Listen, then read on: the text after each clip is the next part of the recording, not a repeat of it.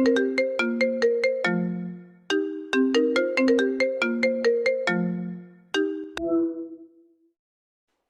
buddy, what's up? Isn't it a bit late to call someone? Nah, you didn't wake me up. Don't worry, I just got done brushing my teeth, so you had perfect timing. Yes, I'm brushing my teeth at 2 a.m. What about it? I don't have work tomorrow. You're one to talk, considering you called me.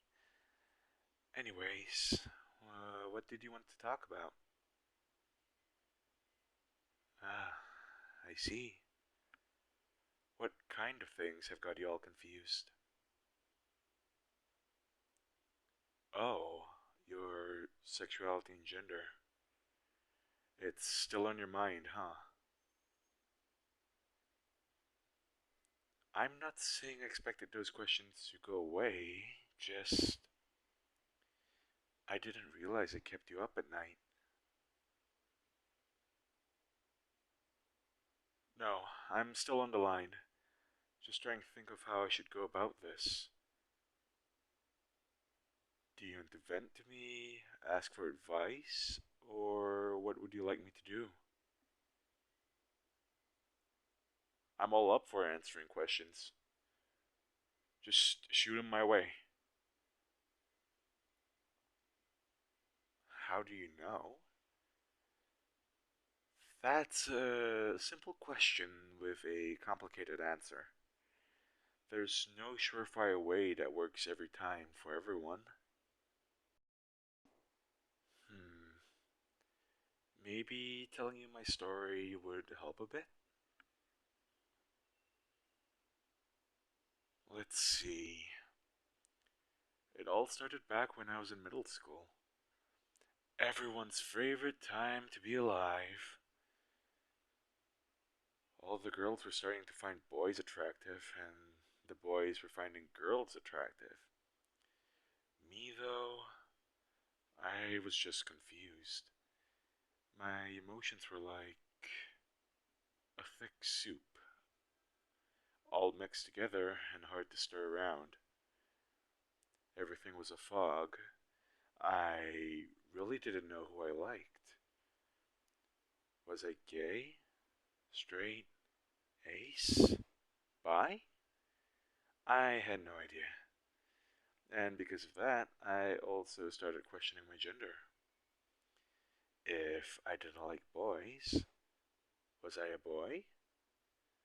If I didn't like girls, was I a girl? Maybe I was neither. Maybe I was both? What if I was something else entirely? It was all just a blur. I could barely make out my own feelings. The whole experience was so alienating. I pretended to have a crush just because I thought you were supposed to. It's what all the other kids were doing, and the movies acted like love was the only thing teenagers can think about. It was all so confusing, and to be honest, a little scary. That's kinda how you're feeling right now? I'm sorry. It wasn't easy for me, and I know it can't be easy for you. So, yeah, eventually I decided to start watching some online videos from gay and trans people, hoping I could somehow find an answer. While I wasn't able to find that from the internet specifically, I did learn a lot about the community and the different labels within it. That helped me sift through my thoughts more. I was able to look at certain labels and rule them out because it just didn't describe me. While not a perfect solution, it did make things a little bit clearer. Yeah, I'd love to send you some videos. I'll text you a couple links after we're done talking. The next part of the process was thinking. A lot, and I mean a lot of thinking. this stuff takes time to figure out. As much as I wish there was a simple test you could do that just gave out the answer, I'd recommend taking some personal time to think this over. Not so much as to burn yourself out, but dedicate a part of your day to thinking about this. And if it gets too stressful, try taking a break and coming back to it later. I know you've been trying that. I'm proud of you. You've been a real trooper through all this. It's good that you're taking steps to figure out who you are, and I'm glad you trust me enough to discuss your feelings. I've got your back all the way. I do have some advice. Maybe information is a better word. I don't know. Here are things to consider when processing all of these emotions. Firstly, sexuality and gender are separate things. There are guys who like guys and girls who like girls. Just because you like one gender doesn't automatically make you the opposite.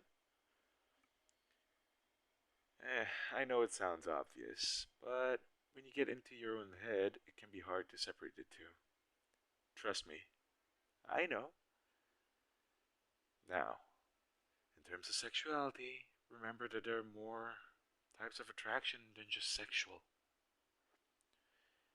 Well, there's platonic attraction, like you want to be with somebody as a friend, but no more.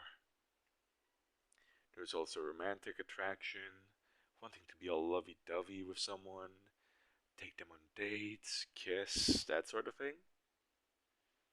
Another type is aesthetic attraction. That means you're attracted to how somebody looks, but not in a sexual way. You enjoy it in a sort of museum art piece sense. Not to objectify anyone, obviously. I just think that's the best way to describe it. There are more types, but those are the main few. It's a little complicated, but there are differences. And hey, you can be attracted to a person in multiple different ways. Maybe you're both romantically and sexually attracted to someone. Or you could be aesthetically and platonically attracted. Or any other mix, really. Just because you like how someone looks or want to be close to them doesn't necessarily mean you're aroused by them. On the gender front, I have another obvious one. Gender roles aren't the way of finding your identity. There are men who like dresses and women who like video games. Stereotypes don't define you. I know you know this, but remember what I said earlier? It's easy to get into your own head. Another thing, you'll hear lots of trans people talk about gender dysphoria, which is when they dislike aspects about being their assigned birth gender. While that's common, not every trans person has it. The most telling sign of being trans is gender euphoria. Being happy or excited about things like being called the right pronouns or perceived as your identified gender. Just think about how you feel when someone calls you he, she, they, or any other pronoun out there. That will be the most telling of how you identify. I eventually figured myself out by doing all of this stuff. Thinking, watching LGBT plus videos, thinking, remembering these bits of info I learned, more thinking, even more thinking. Sorry, but that really is the short of it. I had to think, and eventually I knew who I was.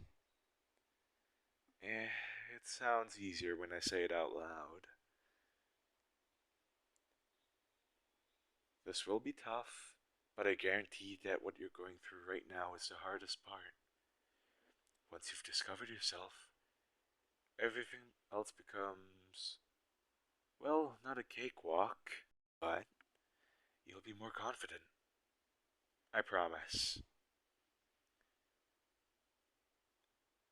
Hey, before you hang up, I want to say one more thing. You don't necessarily have to put a label on how you feel. For example, you can know that you're attracted to guys without calling yourself gay, straight, or anything like that. At the same time, you can know you like they, them pronouns without considering yourself non binary, agender, etc., etc. Labels are an option, not a rule. If you simply feel better about putting a label on your feelings, that's just as valid as those who do. This is your identity.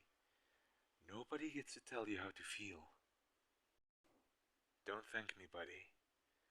I understand what you're going through. It makes me happy knowing that I can pass my knowledge on to someone else who might need it. Just remember that no matter what you end up discovering about yourself, the outcome will be good. If you find you're LGBT plus in some way, shape, or form, then good. If you find out you don't want to put labels on yourself, that's also good. If you end up realizing that you're cis and straight, that's just as good.